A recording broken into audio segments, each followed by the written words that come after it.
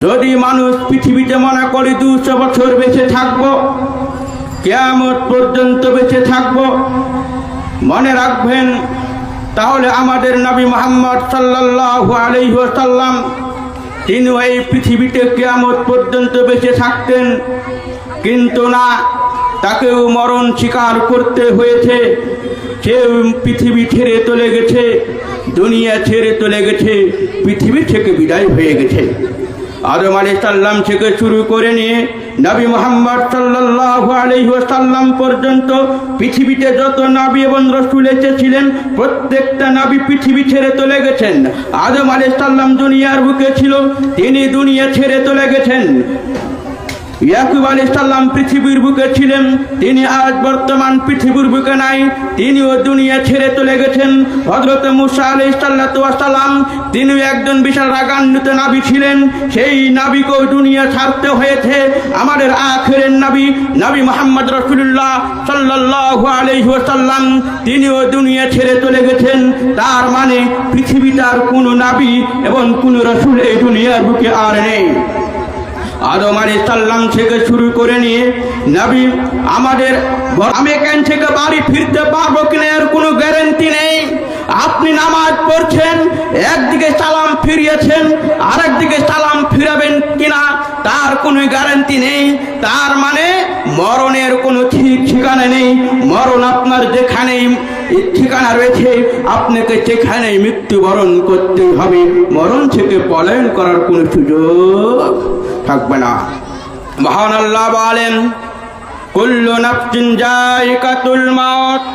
হে নবী, তুমি সারা পৃথিবীর মানুষদেরকে বলে যাও, হে পৃথিবীর মানুষ, যার ভিতরে আত্মা রয়েছে, যার জীবন রয়েছে, তার মৃত্যু রয়েছে।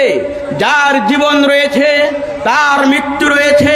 পৃথিবী তাকে ত্যাগ করতেই হবে, দুনিয়া তাকে ছাড়তেই হবে। পৃথিবীতে সারা জীবন বসবাস করতে আসেনি। মহান আল্লাহ তাআলা বলেন, কুল ইন্নাল মাউতাল্লাযী তাফিরুনা মিনহু ফাইন্নাহু মুলাকীকুম।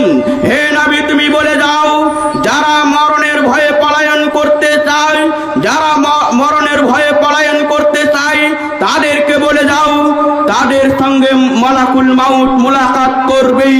যারা মরণের ভয়ে, মৃত্যুর ভয়ে, মরণের ভয়ে যারা মুলাকাত, যারা মৃত্যুর ভয়ে পলায়ন করতে চায়, মরণের হাত থেকে বাঁচার জন্য সৌদি আরব চলে যায়, মরণের হাত থেকে বাঁচার জন্য মজবুত জায়গাতে সে বসবাস করে।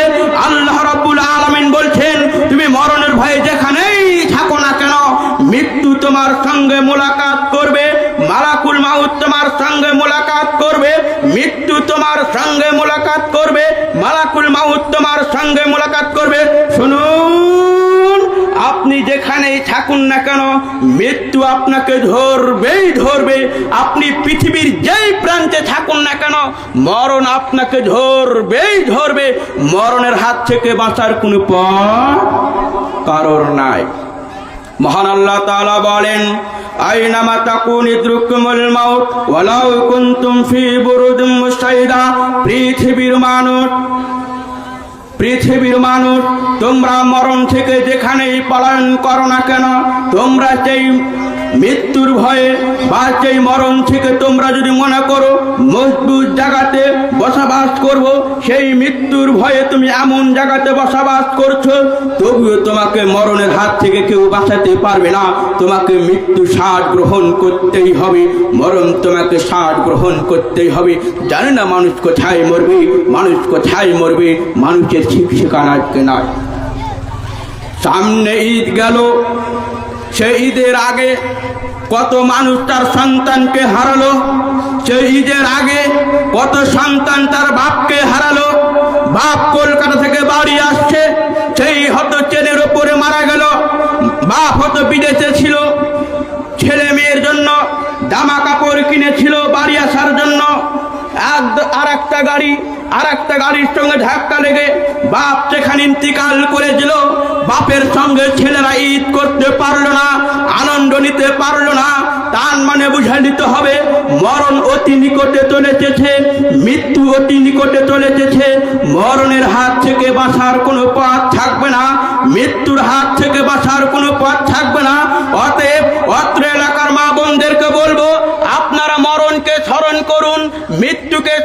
করুন, কবরকে ভয় করুন, জাহান্নামকে ভয় করুন, ফুলসিরাতকে ভয় করুন, বিচারের মাঠকে ভয় করুন, কবরের আযাবকে ভয় করুন, জাহান্নামকে ভয় করুন, কবরকে ভয় করুন।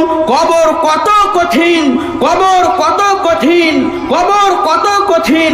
আপনাকে কি দিয়ে বোঝায় কবর কত কঠিন? আপনাকে কি দিয়ে বোঝায় কবর কত কঠিন?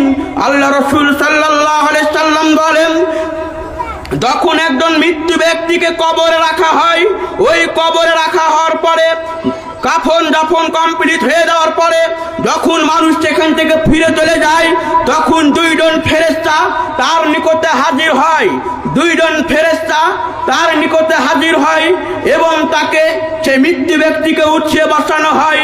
যদি সেই মৃত্যু ব্যক্তি মুমিন হয়, যদি সেই মাইয়াত মুমিন হয়, যদি সেই নামাজি হয়, যদি সেই ইমানদার হয়, যদি সে আল্লাহওয়ালা হয়, তাহলে সেই বান্দাকে সেই বান্দিকে যখন ফেরেশতারা প্রশ্ন করবে, মান রব্বুকা, তোমার রবকে, তখন সেই ব্যক্তি বলবে, আমার রব আল্লাহ। তোমার দিন কি ছিল?